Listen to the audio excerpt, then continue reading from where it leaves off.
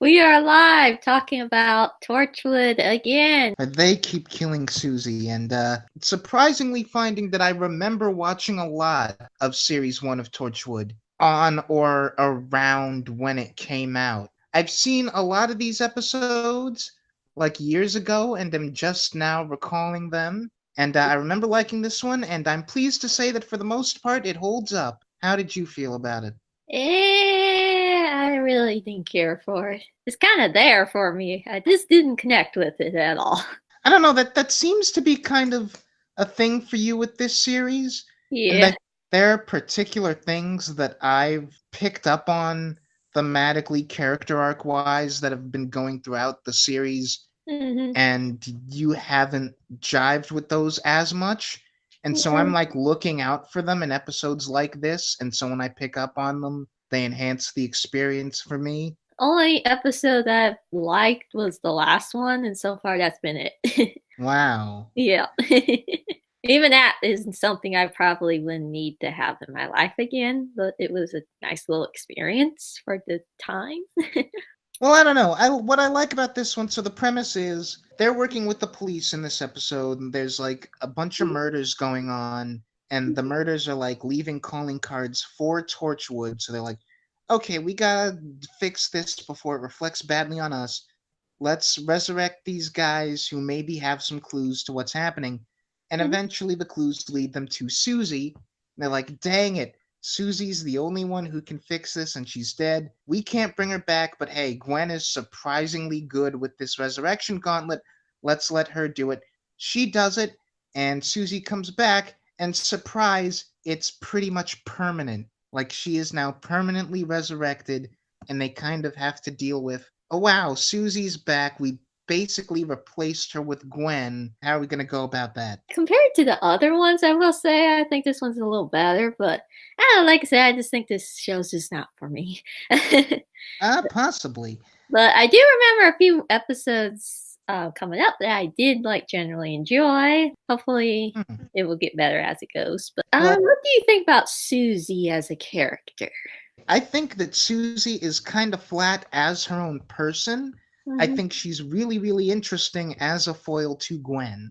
So, as a device to sort of highlight Gwen's character, I really like her. As her own person, she's less interesting. Yeah. Like, I think this episode really highlights sort of what the core of the series has been to me, which is like the really kind of distant, emotionally compromised place that Torchwood was and still kind of is versus what it has the potential to be now that Gwen is around. Because, like, you get the sense that, like we've been saying, no one on this team is or was really friends. Of course, Owen slept with Susie because Owen is Owen, and we will talk about that in the next pair of episodes we do because there's a lot to unpack there. But Gwen makes a point of asking, like, no one here really knew Susie all that well, did they? And, like, no one bothered to ask her a lot of personal details.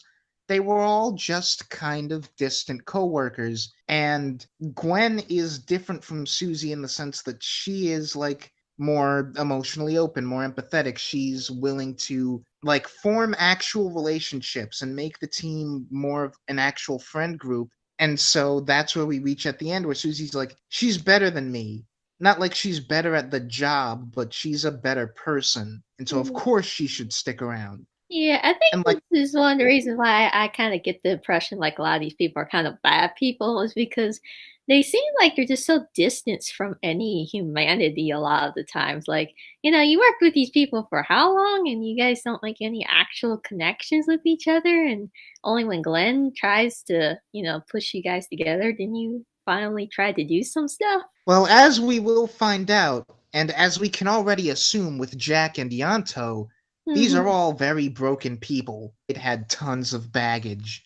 Yeah, that might be the reason too, because they try to stay away from each other. But it's like, you can kind of find comfort in that with each other. Just gotta try, guys. Well, and I mean, again, this will continue to come up, but we've talked about this with Jack, and like, Jack is the leader, and yet he is the most distant and mysterious out of all of them hmm because of just his backstory and his need to not, like, be vulnerable and that sort of thing. And so I think if Jack were more open, we would maybe be looking at a different situation. But he's sort of not in the right headspace to be doing that. So someone else has to come in and do it. Yeah. Also, I think I figured out why I don't like Jack in this series as much, or for the most part anyway, is because I think John Barrowman isn't very good acting wise Really? when he's not doing the charming, fun, likable thing, like when he's not playing himself. When he tries to do more angry or sad stuff, I notice my mind just completely goes out the window. I'm like, I have never gotten that, with the exception of Cyberwoman, but everyone is bad in that episode, so I don't blame him. hmm Yeah, I don't really have that. And that I real and it just clicked in my brain. I just don't buy John Burrowman as angry or Well, the mean. scene in Countryside where he has to be like cold-blooded torturer Jack, that's difficult to square just because again, we're coming off of series 1 knowing that or like the Jack that we knew isn't that guy, so it's just kind of jarring. Yeah, But that but it's more just the acting. It's utterly the acting. I just do not buy him when he tries to be like more angry or show other emotions besides being charming and stuff like I that. don't know. I don't have that. I noticed I cringe. That's when I was like, oh, okay, that's why. So that's gonna make or break the last pair of episodes we look at, End of Days and Captain Jack Harkness, because those are very reliant on his acting range. So Yeah. Maybe I it'll don't be know. better, but so far I just noticed every time he's had a scene like that, my gut reaction, I can't control it. I just like cringe really bad. I'm like, oh. Yeah, that's odd. I don't have that. But yeah, I don't know. I just feel like there are a lot of decent things to think about with this episode, like Jack's kind of pragmatism versus Gwen's empathy. And I like that we make that a plot point. Mhm, Like the reason that Gwen is the best with the resurrection gauntlet is because it relies on empathy, so of mhm. course no one can use it as well as she does. And like with Suzie and her whole thing about being replaced, we ask the question of like, is everyone on the team really just a replaceable object? And that I don't know, I think there's a lot of sort of interesting stuff to unpack there. Like I said, I don't think there's anything particularly wrong with this episode. It just didn't hold my interest. Like I said, I think it's just a running thing with the show. When I like an episode, it's like an exception to the rule. I have one thing that I think is just kind of an issue hmm with it. They let us know in advance that Susie was like fixated on the resurrection glove. hmm She was kind of obsessed with it. So on that level, I can maybe buy that she sets up like a plan months in advance of like, in case I die, here's how I'm gonna make sure that I get brought back. Because she's like she spends so much time thinking about the thing that will bring her back to life, I can kind of buy that. But hmm at the same time, part of my brain goes, that's weird, that's contrived. Like, she hmm set up this whole thing of like, I'm gonna hypnotize someone now to commit murders in case I die. If I can't be there to give the signal, then after a set period of time, they'll just start murdering folks, and that will eventually force Torchwood to bring me back to solve the crime. Like, I don't know. I don't know if I buy that someone could think that far ahead. My thing is, maybe if we knew more about her, like if she was like a Sherlock character or something, I could buy like him doing something like this. But we don't really know. But this everyday team member planning this far ahead of her death, yes, I can understand that being kind of funky. Like I can kind of buy it on one hand, like you said, because she's has the death glove and death's always going through her brain. But on the other hand, it does seem like something a bit way too elaborate for an average person to just say, I'm going to do this in case I do die. I do want to mention, what were your thoughts about Owen sleeping with her? Okay, we're gonna get into this like with episodes 10 and 11 because those are very much about Owen. He has intimacy issues. Owen is still absolutely like terrible and a jerk, but episodes later on will sort of give me at least a bit of clarity with him. Owen is one of those people who just does not sleep with people for intimacy. And like, duh, but he doesn't register that it's even a thing that people want intimacy from. Like, Owen just sees sex as like a thing you do with someone you're attracted to for fun. And that's it. And I think he expects that that's how everyone else sees it. So when we've got like last episode, we're reading Gwen's mind and she's like, well, why isn't he looking at me? Why won't he like talk to me about this? And Susie's kind of bitter about it here. Like they're expecting something of Owen that he is not capable or doesn't care about giving. He does not make love. He just shags people. Like to them, it's a love affair. To Owen, it's let's just have sex because sex is cool. Honestly, I don't know how anybody could ever think being with him is love. At the very least, if you can't go as far as love, they want some kind of emotion out of it. I don't see how anybody could get any emotional reaction out of it with him. He makes my skin crawl. They can't. That's the thing.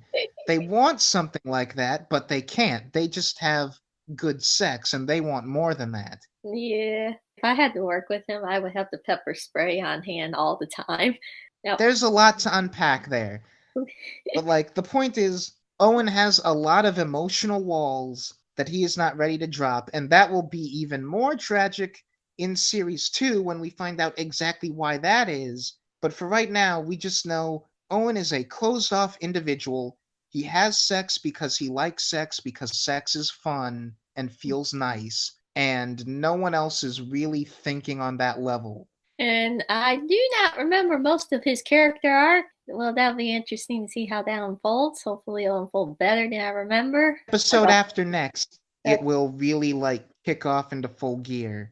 We have, speaking of the upcoming episodes, we have some setup for End of Days in here, and I really like it. Again, I like it whenever we stop and talk about like the nothing that's waiting for everybody after they die. I like what we're doing with Suzie in this because okay, we've made a whole big deal out of the whole series about how Gwen is sort of the one who gets it, like emotionally, what sort of relationships they need to have, and not just being kind of cold and detached and clinical about everything. And yet, Jack, who has sort of the most clinical pragmatism, that is kind of also necessary in this episode. This is the first episode where Gwen and Jack have really, really disagreed on something, had a debate over like the core problem, and yet Jack shows that like Gwen's empathy can also be a problem because Gwen being too kind and too trusting of Suzie is what gets her almost killed, whereas Jack, there is sort of a wisdom to Jack's coldness because at the end of the day, Suzie is a corpse. Like, she had her chance to live, and whether or not she was a good person or not, whether she was their friend or not, she died. That's it. That's the end. It was tragic, but it was her choice, and you only get one life. Gwen hasn't lost her life yet. Suzie can't just steal that from someone else. And so Gwen's kindness is almost kind of a weakness in this episode, and that's interesting to me. Yeah, she's the more extreme end of what Jack does. Jack is more cold and just calculated, while she's just very empathetic and to the point where it gets her in trouble. Yeah, and there's a place for both, and so I like that they have to kind of argue over it and like really face their issues before they can synthesize over everything. Like when Gwen confronts Jack over Suzie and like what her place in the team was, all that stuff. They're not just talking about Suzie, they're talking about Jack's whole approach and his philosophy and like just this team and what their position is. And that's a conversation that they've needed to have for a long time. Which she's been kind of avoiding. Yeah. But also, I started this talking about like foreshadowing future episodes. Susie's talking about like how there's nothing, just darkness after you die. And then she mentions like there's something out there. There is, in fact, something moving, and it's not good, but it's coming specifically for you, Jack. And that's honestly kind of eerie. Like, I really like that. That's actually effective, like, setup. I will say, when I first watched it, I liked that. I was like, "Ooh, what's this mysterious element and stuff?" But now that I know what it is, still, don't get me wrong, well done, seeing everything, but we'll get to that when we get to the finale. But let's just say I was very disappointed in what we got. It left some laughable moments, but we'll get to that. Just by itself, it's fine. As a self-contained moment of like, here's what's coming, I like it. I think something Russell T Davies is bad at. Like, he did the bad wolf thing, which sounds very mysterious, and then when we get the reveal, it's like, okay. Yeah. Only last bit, which is the ending. Ianto soliciting Jack just comes out of nowhere. And, like, it doesn't even really play into the rest of the series in any significant way. It's like, why? I will say it does play into the series because these two do develop a relationship. Next couple of episodes, up to the finale of this series, I mean. It doesn't really start to develop into the next season. I would have saved it for then. It's like, what happened? Like, there's no indication. Like, I get it. Jack is Jack. He's attracted to literally everyone. The last time we heard anything about Yanto, he was still bitter over Lisa. The last interactions they kind of had together, he was threatening to kill Jack. Like, that wasn't the last interaction they had, but, like, well, one of them. He's been formal because, you know, he's got a job to do, and he made a mistake with Lisa, so he's just kind of got to deal with the consequences. Mm-hmm. Whatever. What happened between those episodes and now where he's like, you know what I want to do? I want to sleep with Jack. Let's do it. What happened? I guess he walked by his bedroom or something when he was naked. I don't know. Sexual charisma, just that powerful. I guess that'd be funny if that was the thing that turned Lanto around. He was like, you know what? I know I threatened to kill him and all this, and he forced me to put my girlfriend down, or tried to anyway. But that's a good-looking man.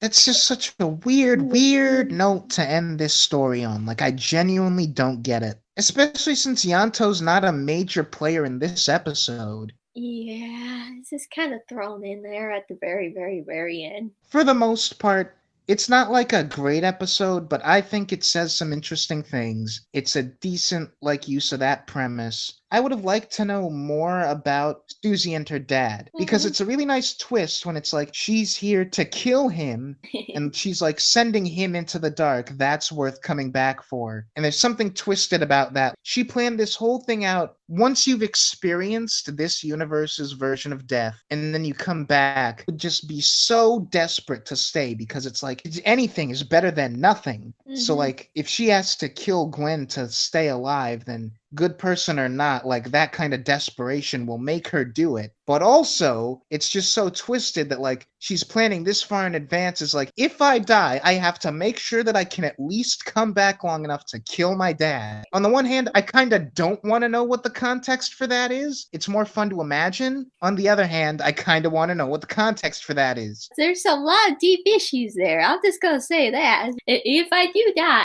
I still have to plan it out to where I come back to at least kill this old fart off. Yeah, it's kind of a positive and a negative to be like, what happened there? For the most part, I think this is a decent episode. One of the better episodes, but still did nothing for me. That's all I got to say about it. Yeah, I was compelled as I watched it, and nothing broke it for me. So that's really all that I ask at this point.